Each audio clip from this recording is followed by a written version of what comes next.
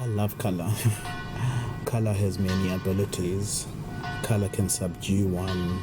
And I think with the instance of interior-exterior, I use color as a seduction tool to draw attention to a space where I am paying tribute, or rather beatifying those who we do not usually see in the medium of stained glass. It's usually people who belong to my community, and I wanted to take this moment to use the phenomenon of light going through glass and touching skin and touching the floor as a way of healing.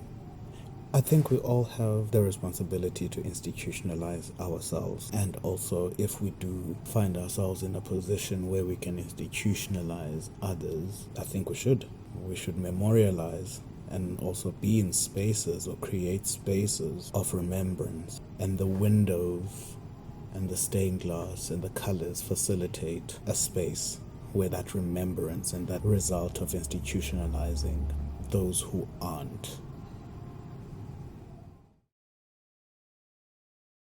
Dramatis Personae is literally a list of characters. The Tapestry series is a depiction of the many characters, or the many facets of the characters that are in the Lunar Songbook cycle.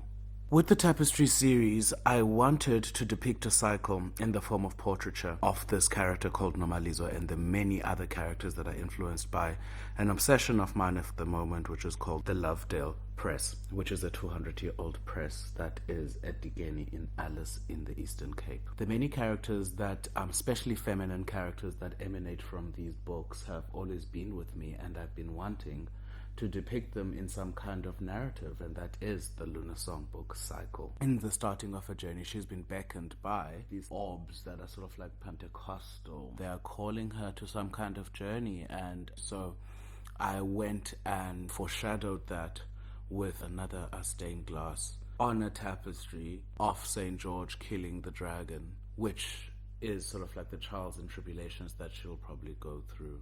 Fascinated by snakes, and the snake makes its way through the cycle in the form of uMajola in the work called Unobantu noMajola. Unobantu is a character that is in one of the Lovedale books called Inqumbo Yeminyanya, translated to the Wrath of the Ancestors. The title, or even these Wrath of the Ancestors, come when actually Nobantu kills a snake or a revered serpent of sorts, and ends up having a psychotic episode and kills her child, her cousin, and I think herself. Inyanga Yekhala is me reflecting on this interest of mine in the calendar, the cosmology that comes out of the Xhosa or the Nguni or the Southern African calendar, the way we count the procession of stars and the moon. And Inyanga Yekhala is the lunar month of the aloe, which is July.